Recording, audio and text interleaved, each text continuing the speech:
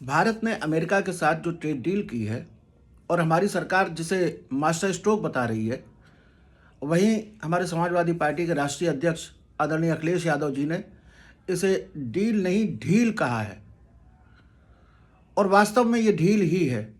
ये ढील कैसे है मैं आपको बताता हूँ। इस डील में भारत ने अमेरिका के सामने बिल्कुल आत्मसमर्पण कर दिया है।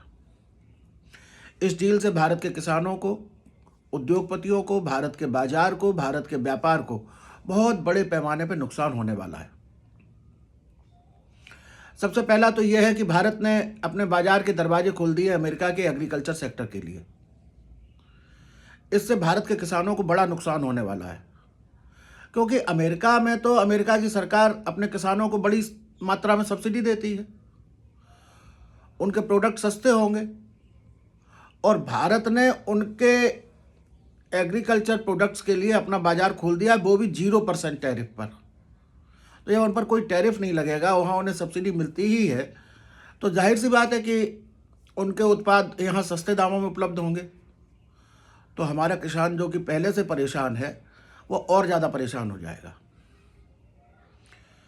दूसरा, व्यापार को नुकसान ऐसे होगा कि हमारे यहाँ का जो माल जाएगा अमेरिका में, उस पर तो अमेरिका की सरकार 18% टैरिफ लेगी, और कुछ सेक्टर में हमारे जो सामान आएगा अमेरिका से, कुछ सेक्टर में तो बिल्कुल 0% है और कुछ पे थोड़ा बहुत होगा मामूली। तो वो भी बड़ा नुकसान होने जा रहा है। भारत ने ये भी उसमें ट्रेड डील में समझौता कर लिया है कि अगले 5 साल में $500 बिलियन का सामान आएगा वहाँ से, अमेरिका से भारत में।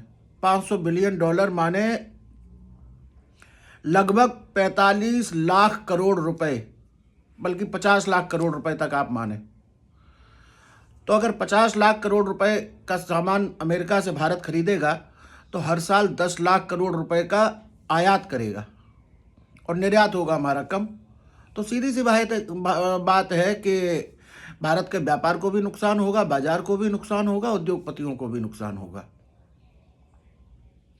और तीसरी बात, जो भारत अभी तक रूस से तेल खरीद रहा था सस्ते दामों पर, अमेरिका ने कह दिया कि भारत अब रूस से तेल नहीं खरीद सकता, और उन्होंने बड़ी दादागिरी वाले शब्द इस्तेमाल किए उसमें कि अमेरिका भारत की निगरानी करेगा।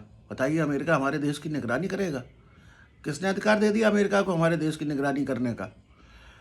अमेरिका निगरानी करेगा कि अगर भविष्य में भारत ने रूस से प्रत्यक्ष या परोक्ष रूप से किसी भी तरह से तेल खरीदना शुरू किया, तो अमेरिका फिर से उन पर पेनाल्टी टैरिफ लगा देगा।